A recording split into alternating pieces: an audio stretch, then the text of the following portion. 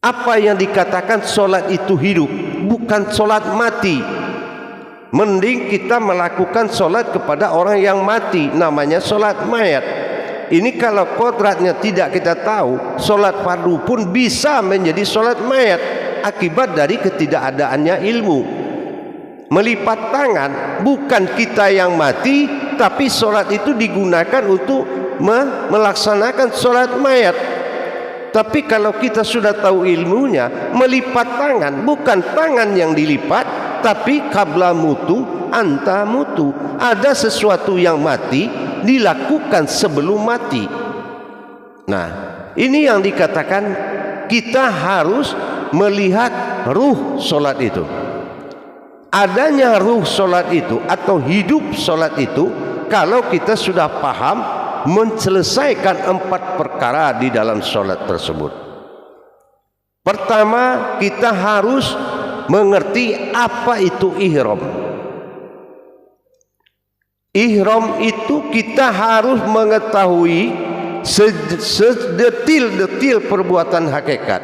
Siapa yang berdiri dan kepada siapa diri dihadapkan, dan siapa yang berkalam dikala berdiri, dan kemana diri itu menghadap. Ini berdiri.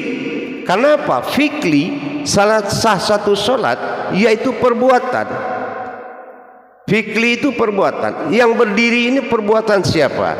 Ihram itu adalah merubah kodrat yang berdiri, kebiasaan tubuh berdiri di mana-mana, tapi di solat diri yang biasa dibawa berjalan, berdiri di luar solat tidaklah sama dengan diri yang berdiri dalam solat. Nah, ini namanya ihram. Makanya syahadat sebagai rukun Islam yang pertama, syahadah ahad. Artinya syahadat itu menyatukan, syahadah langsung, ahad menjadi satu. Yang menjadi satu ihram. Nah, mana diri yang Nah, kita harus tahu mana diri yang diri yang sir, diri yang zat, diri yang bertajalli. Ini tiga ini tidak boleh hilang, dan 3 kodrat itu bisa menggantikan syariat ayat Allahu Akbar apabila kita berhalangan atau nuzuk dalam menyampaikan. Umpama kita dalam keadaan batuk, pilek, atau kita memang memiliki suara yang tidak normal atau seperti orang biasa, tetapi tidak menghalangi ibadah kepada Allah, karena jalan kepada Allah itu banyak, ya. Nah, ini yang dikatakan ihram. Nah, ini harus kita betul-betul mempelajari syarat pertama ruh solat itu adalah ihram. Nah, yang kedua mikhraj, ya. Kita kalau tidak paham bagaimana sholawatul fil mikhraj, solat itu dicapai dengan mikhraj. Mikhraj itu apa? Ternapisnya diri yang batil, berdirinya diri yang hak. Nah, ini kalau tidak ada perpisahan dan munculnya diri hakikat dan tenggelamnya diri syariat, nah ini kalau nafis isbat dalam solat takbir tadi, mikhraj ini tidak kita paham, maka solat ini sudah bercampur hak dan yang batil. Kalau kita sudah tidak tahu mana diri yang menghadap kiblat, mana diri yang menghadap Allah, nah ini yang akan membuat solat batal hikmah, batal ibadah, tinggal amaliyah saja. Kalau sudah solat dipakai untuk amaliyah, akhirnya hukum solat tidak fardu, jadinya sunnah, karena ketidaktahuan kita di dalam mikhraj. Itu ruh solat yang kedua tadi.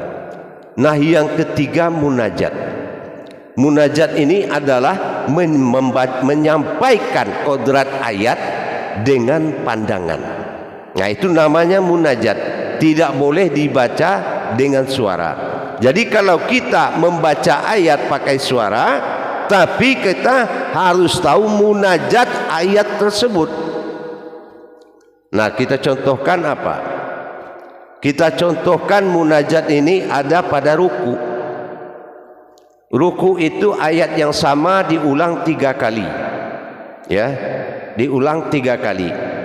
Kenapa diulang 3 kali? Ayatnya itu saja. Nah, karena ada munajat di dalam. Munajatnya apa? Ada kasah, ada wakasah, ada kasasah. Apa kasah? Ayat pertama menyatakan kelupaan, kelalaian dirinya kepada Allah. Itu derajat yang pertama dari yang sama tadi. Subhana rabbiyal azimi wa bihamdi. Nah, yang kedua, dia harus tahu apa wakasah. Wakasah ini adalah seseorang yang minta ampun dan minta disucikan dari sifat mempersekutukan Allah. Itu namanya wakasah. Subhana rabbiyal azimi, sucikanlah diriku ini ya Allah, rabbiyal a'la wa bihamdi, dari sifat mempersekutukanmu. Jadi kalau kita melihat di saat kita mempersekutukan Allah dalam membaca, maka yang didengar Allah adalah munajat tadi, bukan subhana rabbiyal azimi wa bihamdi yang Allah dengar. Tapi yang Allah dengar apa? Karena kita tahu wakasa, oh dia rupanya memohon ampun dan minta disucikan dirinya karena dia pernah mempersekutukan aku. Nah itu. Nah yang ketiga, wakasasa. Ini orang yang tidak pernah berterima kasih kepada Allah. Dia selalu menganggap apa yang dia usahakan itu dari dia. Tapi dia tidak pernah berpikir kenapa dia bisa berusaha. Nah itu. Nah ini wakasasa. Terus apa munajat berikutnya? Itu yang bicara siapa? Terus yang mendengarkan siapa? Katanya sami Allahu liman hamidah. Nah, sami Allah, Allah mendengar, aku dengar. Liman hamidah, tentang apa yang kau ucapkan. Maka diserukanlah ke seluruh alam bahwasanya kita telah menyampaikan kepada Allah 3 perkara. Maka Allah menyerahkan kepada alam, Rabbana lakal hamdu. Ya, semua alam memohon ampun atas kesalahan yang kita perbuat, karena kita adalah khalifah daripada semua alam. Nah, ruh solat yang keempat adalah tumbadil. Tumbadil adalah puncak kesempurnaan di kala duduk. Makanya tidak ada gerakan apa-apa lagi di duduk akhir solat itu. Karena disitulah keputusan perubahan semua syariat menjadi hakikat. Contoh apa? Awal menghadap kepada Ka'bah, di tumbadil Ka'bah berubah menjadi kubah. Nah itu salah satu contoh yang dikatakan tumbadil tadi. Awal kita menghadap matahari terbenam, tapi di tumbadil kita sudah menghadap Allah. Ini perubahan total, satu tujuan, dan tidak boleh lagi telunjuk digerakkan di dalam syahadat. Itu menandakan tumbadil.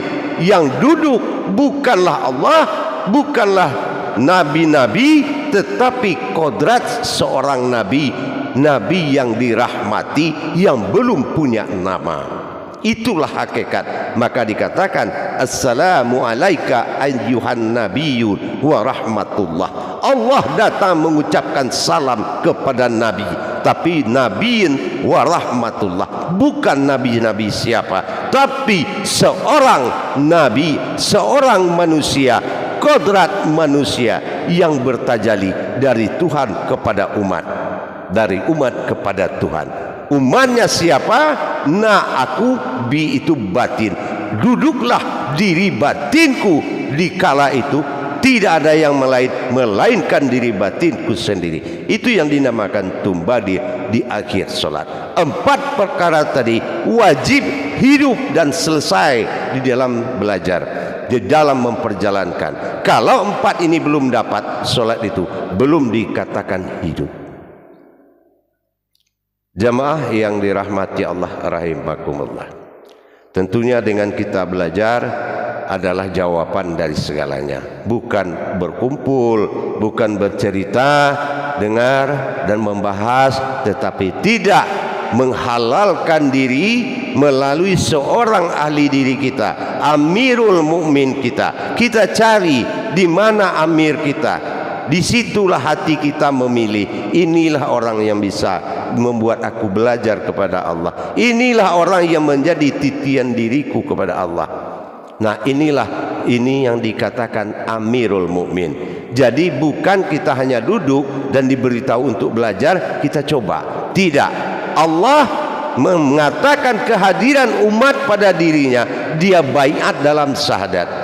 Begitu Muhammad mengatakan la ilaha illallah, Allah mengatakan pengangkatan manusia terhadap dirinya, Muhammadur Rasulullah. Berarti disahkan hubungan manusia dengan Allah. Jadi itu perlu adanya sebuah sifat baiat. Baiat itu adalah bukan perjanjian manusia antar manusia, tapi perjanjian manusia dengan Allah, perantara manusia. Jadi dengan hal kita mengerti dan sudah mempelajari bagaimana kita mendirikan supaya solat kita itu hidup, bukan mati tapi hidup, dengan mendirikan 4 makom tadi. Jelas bagaimana ihram kita, jangan kita lagi yang merasa berdiri, kita sudah tahu. Terus bagaimana kita mihrab, berpindahnya alif kepada sifat maujud yang bergerak, lam, ruku, mim, sujud, dan duduk tumbadil. Jadi kalau kita sudah paham seperti itu, nah sama seperti juga kita melihat rakaat, ya, hakikat dari rakaat. Jadi jangan mencari-cari alasan karena tidak tahu hakikat. Hakikat semuanya ada. Jadi kenapa solat itu wajib? Karena sudah ada pengganti yang berhalangan. Apa yang pengganti perhalangan? Bacalah Al-Quran dikala kamu berdiri, kata Rasulullah, tentu dengan membaca Al-Fatihah. Dan itu tidak perlu kita berdiri. Kalau kita tidak mampu berdiri, kita sudah bisa baca Al-Fatihah. Bukan membayang-bayangkan kita mengikuti solat. Tidak, solat itu sahadah langsung, bukan membayang-bayangkan. Kita nggak sanggup berdiri, terus kita bayang-bayangkan ini berdiri, ini ruku, ini sujud. Itu tidak langsung. Yang dikatakan langsung itu adalah perbuatan yang tidak ada perantara, yang tidak sadiah. Ya, baca Al-Quran dikala berdiri. Tidak mampu berdiri, baca Al-Quran. Itulah Al-Fatihah. Artinya kita duduk meskipun di kursi roda, tapi kita membaca Al-Fatihah. Dan selama banyak, tidak banyak, ikuti waktu, mengikuti orang saja. Waktu yang kita ikuti, bukan orang, bukan rukun dan rakaat yang diikuti. Nah, yang kedua, bertahmidlah dikala ruku. Nah, bertahmid berarti mengulang-ulang, jangan usah 3 kali. Kalau perlu 5 kali, 6 kali juga boleh. Nah, gitu. Dan barulah kita berzikirlah kamu dikala sujud. Nah, kalau orang sujud karena kita tidak mampu sujud, karena kita berhalangan, berzikirlah. Apa zikir? Subhana rabbil a'la wa bihamdi subhana rabbil a'la. Apa yang kita bayangkan di situ? Mana titik 3 di dalam diri kita yang disucikan dan diangkat derajatnya? Sucikan dan tinggikanlah derajat apa? Nah, kita lihat titik 3, karena kita berasal dari titik tayin, la tayin dan tayin sani. Ada kolbi, ada markubah jantung, dan ada makni pada kepala. Jadi di situ kita mensucikan 3 kodrat, dan itu tidak perlu sambil sujud kalau kita ada nuzuk atau berhalangan. Jadi, dan berdoalah dikala duduk. Nah, jelas duduk itu berdoa. Nah, apa yang berdoa? Rabbil firli warhamni wajiburni wahdini wa'afini wa'afwani. Berdoa. Tapi hakikatnya yang berdoa itu siapa? Karena bahasanya ni. Dan ada 8 ucapan doa. 8 ucapan doa, yaitu pembuka kunci doa. Itu 8 doa besar. Dan yang kedua diperhatikan, kalau at-tahiyat menunjuk satu menuju Allah, tapi yang duduk ini dia memperlihatkan 10 ujung jarinya, ya, 10 bukan 1, 10 ujung jari dengan duduk tumbadilnya, dia duduk, ya, tapi 10 jari yang dia lihatkan di atas pahanya. Artinya siapa? Itulah diri sifat bagi Allah. Itu yang dikatakan diri 10 amal besar. Qadrat, iradat, ilmu, sama, basar, kalam, hayat.